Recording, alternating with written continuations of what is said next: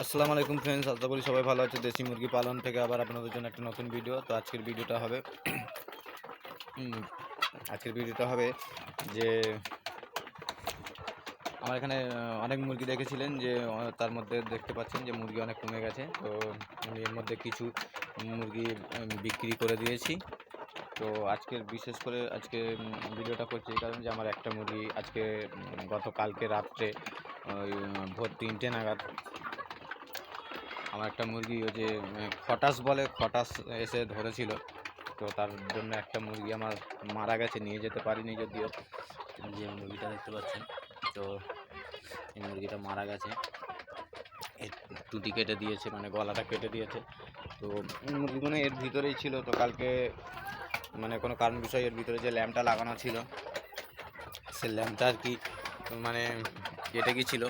ওরা ভিতরে মানে খুব করেছে, ঝনাঝনি করেছে, যার কারণে ল্যাম্পটা কেটে গেছে। তো ল্যাম্পটা কেটে যাওয়ার কারণে ল্যাম্পটা অফ ছিল বলে আমার এখানে একটা মুরগি খটাস এসেছিলো, যেহেতু পুরো ঘেরা ছিল। তারপরেও কোনো জায়গা থেকে বার করার প্রেস পাইনি। তো এরকম একটা কোণের থেকে একটুখানি ফাঁকা ছিল, ওই ফাঁকা থেকেই অ্যাটাক করার পরে আমার একটা মুরগি আজকে মারা গেল। তো ফ্রেন্ডস, একটা মুরগি মারা যাওয়া মানেই হচ্ছে একটা 500 টাকা একটা সলিড চলে যাওয়া। আপনারা জানেন যে একটা মুরগি মারা যাওয়া মানে 500 টাকা কিন্তু আমার সলিড একটা লস। তো আপনারা যথেষ্ট খেয়াল রাখবেন। আমার একটুখানি ভুলের জন্য আমার এই ক্ষতিটা হয়ে গেছে, যে দেখতেই পাচ্ছেন যে এই এটা এসএফজি ছিল, যেটাকে আমাদের এখানে হাইব্রিড বলা হয়। তো আপনারা একটু বেশি বেশি করে খেয়াল রাখবেন, রাখলে কিন্তু আপনাদের এই ক্ষতিগুলো হয়তো হবে না। কিন্তু আমার এই পাশেই তো বাগান আছে, যার কারণে আমার এটা হয়ে গেছে। তো ভাবলাম এই নিয়ে একটা ভিডিও করি, যাতে করে মানুষ একটু সচেতন হতে পারে, যার কারণে আপনাদেরকে আপডেটটা দেবো ভাবলাম। শীতকালে দেখতে পাচ্ছেন আমি এখন 12:30 নাগাদ বাজে যায়। তো আমি এখন খেতে দিয়েছি ওদের, খুব সুন্দরই খাওয়া দাওয়া করছি।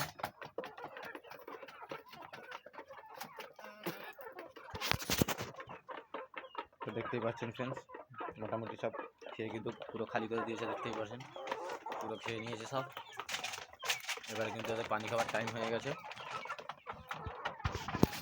তো এর মধ্যে আমি রেখেছি 4টে মোরগ রেখেছি, বাকি কিন্তু সব মুরগি আছে। তো আমি এদের দিয়ে প্যারেন্টস তৈরি করবো বলে, যার কারণে রাখা এগুলো বেছে বেছে।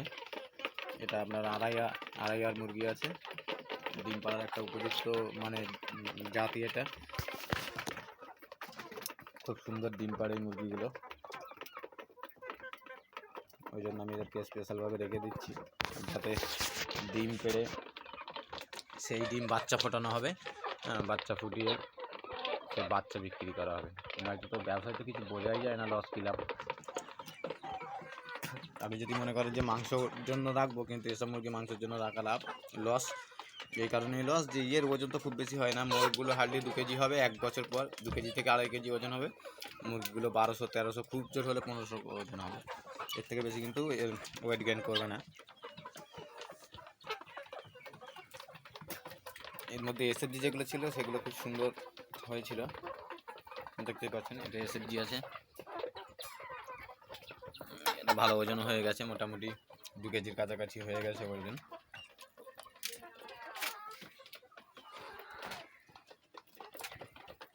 আপনারা যথেষ্ট একটু খেয়াল রাখবেন শীতকালে বিশেষ করে। তো আমি দিয়েছিলাম একটু মেলেরি পাতা খেতে দিয়েছিলাম, দেখতে পাচ্ছেন সাইডে পড়ে আছে, পাতাগুলো সব কুটে খেয়ে নিয়েছে। নেওয়ার পরে স্টার্টার ফিড দিলাম, স্টার্টার ফিড খেয়ে এবারে একটু রেস্ট। তবে মুরগিটা এক জায়গায় থেও হয়ে বসে আছে, কিছু তো একটা ব্যাপার আছে, সব মুরগি ঘুরে বেড়াচ্ছে। তো এটাকে দেখতে হবে কী ব্যাপার। তো দেখুন গায়ে জ্বর আছে মুরগিটার। জ্বরের ওষুধ কী দিতে হবে না দিতে হবে, আমি প্যারাসিটামল রেডি করে রেখেছি অলরেডি, আমার কাছে এনি টাইম থাকে। তো আমি ওকে একটু প্যারাসিটামল খাইয়ে দেবো। দেখতেই পাচ্ছি শীতকালে একটু প্রবলেম হয়, সেটা কিন্তু একটু টেক করতে হয়, বেশি বেশি করে খেয়াল রাখতে হয়।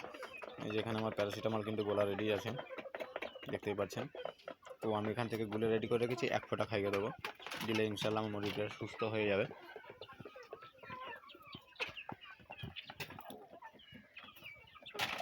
তো ফ্রেন্ডস, ভালো থাকবেন, সুস্থ থাকবেন। ভিডিওটা যারা নতুন দেখছেন চ্যানেলটাকে সাবস্ক্রাইব করে দেবেন, নিজেদের খেয়াল রাখবেন।